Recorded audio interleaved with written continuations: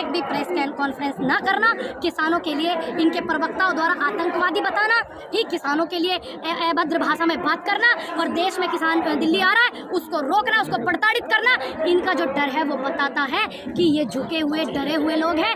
जब जब जनता आवाज़ उठाती है, जब जब सरकार डरती है, पुलिस को आगे करती है, तो क्या इस माहौल से डर जाएंगे? ये दिखाई देते महिलाओं की प्राचीर पर आज़ादी का जश्न मनाते समय। और उधर अहमदाबाद में एक 5 महीने की गर्भवती महिला का बलात्कार हुआ, उसके कैदियों को छोड़ दिया गया, उनको फूल माला से स्वागत करा गया।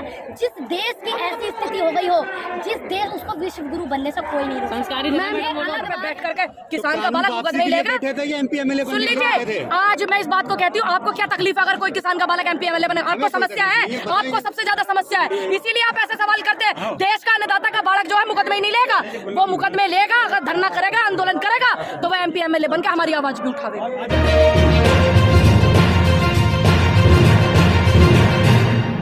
जिस तरीके से किसानों को जगह जगह वो बैरिकेड तरीके से रोका जा रहा है, क्या लगता है जब आने वाले दिनों में इस आंदोलन से क्या संकेत जाएगा केंद्र सरकार को? क्या आप सच्चाई को बैरिकेड कर सकते हैं? क्या आप सच को छुपा सकते हैं? क्या आप सच से मुंह छुपा सकते हैं? नहीं ना।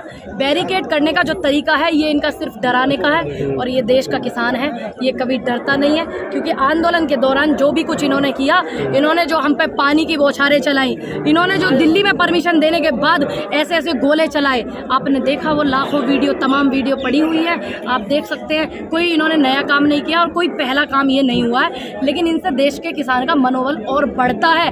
जब जब आपके खिलाफ कुछ लोग हो जाएं, और जब जब आपके खिलाफ देश का मीडिया, ऐसा मीडिया, मिनिस्ट्री मीडिया जो बैठा हुआ है, वो आपके खिलाफ हो गए, यानी कि किसानों के खिलाफ, देश के नेता आपके खिलाफ हो गए, देश के बड़े बड़े तमाम नेता, तो मान लीजिए कि किसान से बड़ी कोई ताकत किसी की नहीं। किसानों की क्या मांग है, मुख्य मांग है भैया ये देखो, जब हम आंदोलन कर रहे थे तो चुनाव, यूपी में चुनाव था, आंदोलन को स्थगित कराया गया। आप जैसे तमाम पत्रकारों ने बोला मैडम बिल तो रद्द हो गए, अब आप चले जाइए, सब लोग और भी तमाम किसानों को, तो हमने भी भरोसा जताया, क्योंकि भाई हमारे प्रधानमंत्री, कोई आम कार्यकर्ता तो कह नहीं रहा। स्वामीनाथन रिपोर्ट के लिए, MSP के लिए, शहीद किसानों के लिए शहीदी का दर्जा, लखीमपुर कांड जो हुआ, इन सब के जो मुद्दे थे, ये आम व्यक्ति से नहीं बात करी थी। 5,000 रुपये पेंशन पूरे देश में, हाँ, पूरे देश में जो 5,000 की पेंशन जो थी वो लागू की जाए, तो ये तमाम ये मुद्दे हैं। इसको लेकर के आज यहाँ पर किसान आया है। अगर ये समस्याओं का समाधान नहीं होएगा तो यहाँ जंतर मंतर को छोड़िए, पूरे देश में आंदोलन होगा, आंदोलन होगा, दोबारा बॉर्डर घेरने का आंदोलन होगा। सरकार साफ नहीं है, लेकिन वो तो कहते हैं मोदी जी कहते हैं हमारी भारतीय जनता पार्टी ही सरकार है, किसानों की पार्टी है। देखिए मेरी बात सुनिए, ये पूरे देश के लोगों को पता है कि कभी भी कोई पार्टी देश नहीं हो सकती। देखिए आप आजाद भारत में हैं, आप इस बात को समझिए कि आप कैसे कह सकते हैं कि भारत देश भारतीय जनता पार्टी है। नहीं, भारतीय जनता पार्टी भारत नहीं है, भारत एक भारत है, हमारा देश है, और ये तमाम जो जनता है वो भारत है। ये भारतीय जनता पार्टी भारत नहीं है, पूर्ण रूप से विरोध करते हैं हम इस बात का। आप लोग करते हो कि नहीं?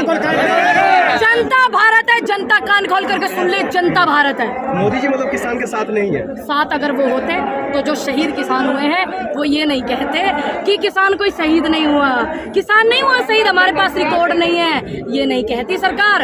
अगर उनको किसानों से होता है इतना प्यार। उनकी पार्टी के नेताओं ने तो कहा था कि हमारी सरकार में आज तक किसानों ने आत्महत्या नहीं की है। रिकॉर्ड उठाइए 2014 के बाद के, आप रिकॉर्ड उठाइए, तमाम वो रिकॉर्ड उठाइए 2014 से पहले के भी और तो 2014 के बाद के भी। इसलिए रिकॉर्ड उठाइए कि बेटियों के बलात्कार कितने हुए, बेरोजगारी में कितना ज्यादा हमारे देश का युवा बेरोजगारी का शिकार हुआ, और कितने तमाम युवाओं ने आत्महत्या करी, कितने किसानों ने आत्महत्या करी, कितने किसानों का खामियाजा हुआ। और एक रिकॉर्ड ये भी उठाइए 2014 के बाद से कि तानाशाही 2014 से पहले किसानों पर थी कि अब है, और आंदोलन देश में कितने चल रहे हैं 2014 के। मोदी सरकार तो कह रहे कि हमने दोगुनी करनी है इनकम, आप कह रही सुनो एक मिनट, आपकी हुई इनकम दोगुनी? आप बताइए पत्रकार महोदय, हुई क्या आपकी? हुआ मत करिए, जवाब दीजिए, आपकी इनकम दोगुनी हुई? नहीं हुई, किसानों की नहीं हुई, आपकी हुई। किसानों से मत, आप किसान की बेटी नहीं है, आप किसानों की बेटी नहीं है, आप बेटी किसानों की है कि नहीं है? है कि नहीं है बेटी? नहीं है आप किसानों की बेटी, तो इसलिए आपको किसानों का दर्द और तकलीफ नहीं पता है। आपकी आय दोगुनी हुई? नहीं, आपको नहीं पता, इसलिए दर्द। जी, प्रधानमंत्री जो है सब देश को नहीं मिलता जो 18-18 घंटे काम करे, जो अपना पूरा संसार को त्याग करके देश हित में काम करे, पूंजीपतियों के लिए। देखिए हमारे देश में ऐसे प्रधानमंत्री हुए हैं, आप मत भूलिए, जिन्होंने देश के लिए शहादतें दी, जिनके चिथड़े उड़ गए और जिनकी पहचान सिर्फ जूते से हुई थी कि ये उन प्रधानमंत्री का जूता है। तो आप ये मत बताइए कि 18 घंटे। मैंने वो भी वीडियो देखी है, मैंने वो फोटो भी देखी है कि देश के हमारे प्रधानमंत्री कितनी बार कपड़े बदलते हैं, कितनी बार ड्रेस बदलते हैं, मैंने वो भी देखा। और कितनी बार वो विदेश जाते हैं, और कितनी बार जो है वो वीडियो कैमरे में नमस्कार ऐसे कैसे ऐसे वीडियो आनी चाहिए, वैसे आनी चाहिए, वो मैंने है ना तमाम देखी है। तो आप मत बताइए। और कितनी बार वो गृह ग्रह में जब किसी मंदिर में, हमारे सनातन धर्म के मंदिर में जाते हैं, तो वो फोटो कैमरा बिल्कुल भगवान जी भी नहीं दिखे, लेकिन देश के प्रधानमंत्री, हमारे प्रधानमंत्री दिखे नहीं। सुनिए, इस तरीके का आलम पहले कभी नहीं हुआ। आप झूठ मत बोलिए, नहीं हुआ। सुनिए, कैसे कहते हो आप कैमरा नहीं था पहले? कैसी बातें कर रहे हैं? कैमरा नहीं किया था पहले? सोशल मीडिया ऐसी बातें कर रहे हैं आप, हैं? कैमरा ही नहीं था क्या पहले? ऐसी बातें करते हो आप। राजीव गांधी के टाइम में इतना कैमरा नहीं था, राजीव गांधी की फोटो कैसे दुनिया को पता कि ये राजीव गांधी जी है?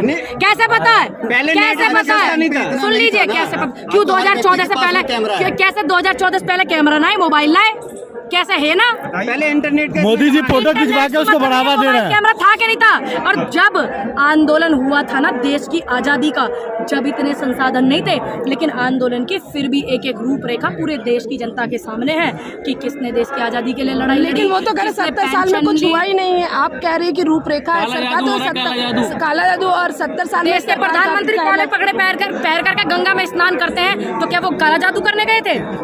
बताइए। नहीं, साथ में ये क्या गए थे? हाँ ना, मैं जवाब दीजिए। आप उनकी प्रवक्ता बन करके आई है, आप बताइए मुझे काला जादू। नहीं, हम तो सवाल पूछ रहे हैं आपसे कि 70 साल में कुछ हुआ ही नहीं है। डंका बजा रहे भारत का। देखिए, अगर वो भारत का डंका बजा रहे हैं, किस में बजा रहे, वो हमें बतावे भी तो सही। जो पीएम केयर फंड होता है, पहले नियम ऐसा था कि पीएम केयर फंड में पूरी जनता दुनिया चेक कर लेती थी कितना फंड आया और कितना जनता के लिए इसमें लगा और कितने देश की सेवा में लगा, कितना पैसा बचा।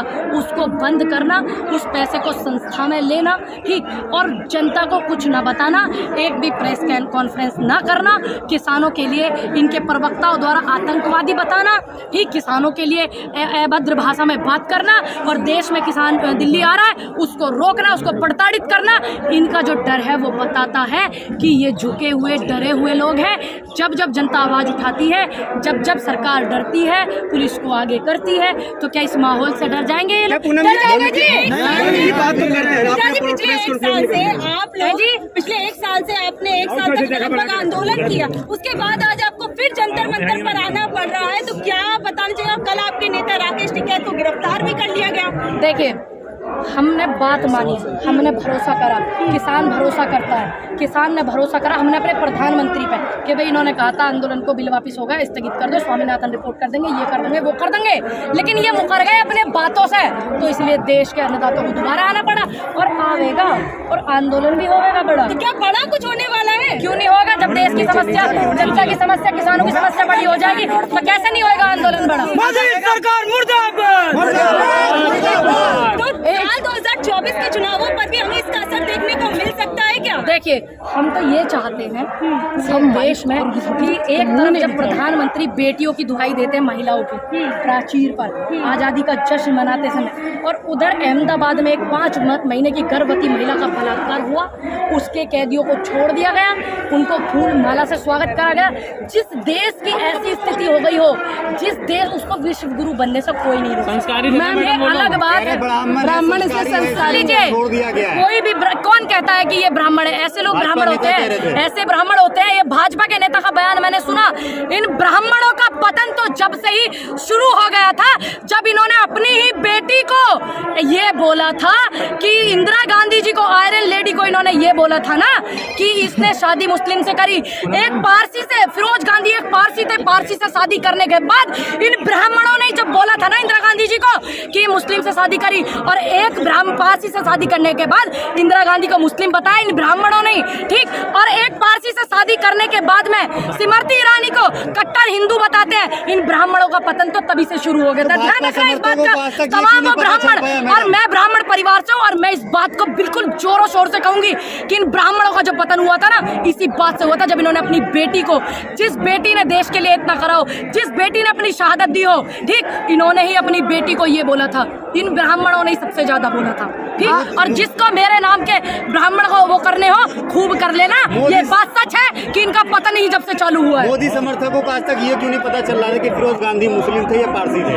सुन लीजिए, अब अनपढ़ आदमी मैं क्या करूं, थोड़ा पढ़ लेते ही है। ये तो हमारे बुजुर्ग बिना पढ़े लिखे किसान हैं कुछ लोग, उनसे उन्हें पता कर लो। सबको पता है इंदिरा गांधी जी के पति फिरोज गांधी पारसी थे, कितनों को पता है? आप निकालिए रिकॉर्ड, आप निकालिए, ठीक। उसके बाद सबसे ज्यादा इस रूपरेखा में, सबसे ज्यादा इस रूपरेखा में हमारे समाज का वो था जब अपनी ही बेटी को इन्होंने ऐसे बोला था, तब से इनका पतन। पूनम जी, एक सवाल है कि जो नेता थे वो इलेक्शन लड़ने चले गए, जो किसान क्यों ना लड़ेंगे, क्यों नहीं लड़ेंगे इलेक्शन? देश के अन्नदाता बॉर्डर पे बैठने के लिए और मुकदमे लेने के लिए नहीं है। ये जितने यहाँ बैठे हैं, मैं तो ये चाहती हूँ यही MP MLA बने। मैं तो ये चाहती हूँ जब भी हमारी आवाज को ऊंचा उठाएंगे। और तमाम ऐसे पत्रकार जो है ना, ये इस तरीके के सवाल करके युवाओं के मनोबल को डाउन करते हैं। क्यों? क्योंकि ये तो चाहते नहीं, सरकार भी नहीं चाहती। कुछ पत्रकार ऐसे हैं वो भी नहीं चाहते कि देश का जो अन्नदाता बॉर्डर पे बैठा था, जो नौजवान बॉर्डर पे बैठा था, वो MP MLA बने। क्यों? क्योंकि वही जा करके हमारी आवाज को बुलंद करेंगे संसद में, विधानसभा में, क्योंकि वो अच्छे से रखेंगे हमारी बात को। क्या बॉर्डर पे बैठ करके किसान का बालक मुकदमे नहीं लेगा? सुन लीजिए, आज मैं इस बात को कहती हूँ, आपको क्या तकलीफ अगर कोई किसान का बालक MP MLA बने? आपको समस्या है, आपको सबसे ज्यादा समस्या है, इसीलिए आप ऐसे सवाल करते हैं। देश का अन्नदाता का बालक जो है मुकदमे ही नहीं लेगा, वो मुकदमे लेगा, अगर धरना करेगा, आंदोलन करेगा, तो वह MP MLA बन के हमारी आवाज भी उठावेगा। चलिए वाह भाई, पूनम दीदी जिंदाबाद जिंदाबाद।